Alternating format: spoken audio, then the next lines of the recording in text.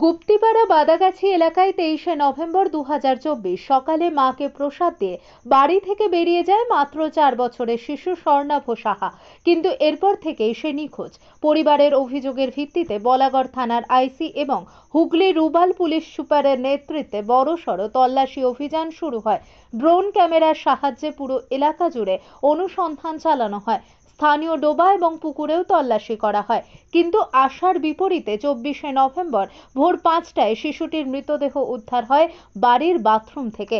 পরিবারের অভ্যন্তরীণ কলহ বা ষড়যন্ত্রের সম্ভাবনা উড়িয়ে দিচ্ছে না পুলিশ। ঘটনার পরিপ্রেক্ষিতে শিশুটির দাদু, ঠাকুমা এবং জেঠিমাকে আটক করে শুরু হয়েছে জিজ্ঞাসাবাদ। এদিকে এলাকায় ক্রমশ উত্তেজনা বাড়ছে। 29শে নভেম্বর সন্ধ্যায় 1 নম্বর অঞ্চলের প্রধান অলকা দাস, উপপ্রধান অরুণ দেবনাথ এবং তৃণমূল কংগ্রেসের নেতৃবৃন্দ গুপ্তিপাড়া আউটপোস্টে উপস্থিত হয়ে তদন্তে পূর্ণ সহযোগিতা করার আশ্বাস দেন। তৃণমূলের সহ সভাপতি শ্যামাপ্রসাদ রায় ব্যানার্জি পরিবারকে সমবেদনা জানিয়ে বলেন, দোষীদের দ্রুত বিচার এবং দৃষ্টান্তমূলক শাস্তি নিশ্চিত করতে হবে। গুপ্তিপাড়া পুলিশের অফিসার সুব্রত বাবুর তৎপরতায় এলাকার মানুষ সন্তুষ্ট।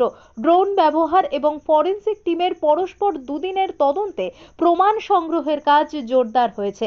সুব্রত বাবু জানিয়েছেন, আমরা যথাসাধ্য চেষ্টা করছি দোষী যাতে কোনোভাবেই ছাড়া না পায়।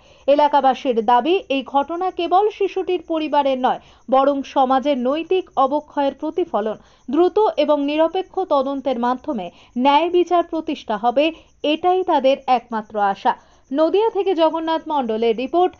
আপনারা দেখছেন আরবিপি টিভি বেঙ্গলি নিউজ। চ্যানেলটা ভালো লাগলে সাবস্ক্রাইব করে সঙ্গে থাকুন সবার আগে খবর দেখার জন্য।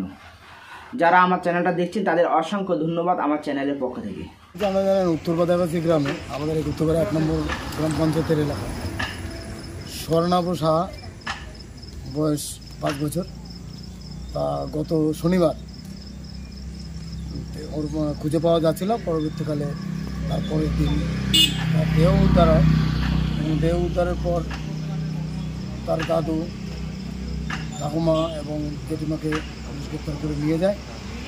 সেই কারণেই আমরা আজকে গুপ্তিপাড়া আইসির কাছে বা কারণ উনি এই কেসের আগে আমরা দাবি রাখলাম, স্বর্ণাভ সাহার বিরুদ্ধে যে সমস্ত আসামিরা আছেন তারা অন্তত এই খুনের সঙ্গে জড়িত, তাদের এই পক্ষ আইনে যে ধারাগুলো দেওয়া আছে আমরা আমাদের নজরে আছে, তাদের যেন কঠোর থেকে কঠোরতম সাজা হয়, এই দাবি নিয়ে আমরা গুপ্তিপাড়া 1 নম্বর অঞ্চল তৃণমূল কংগ্রেসের আমরা যারা নেতৃবৃন্দ, আমরা আজকে একটা প্রতিনিধি ডেপুটেশন হিসেবে চাই, আমরা তাদের ফাঁসি চাই, ফাঁসি চাই।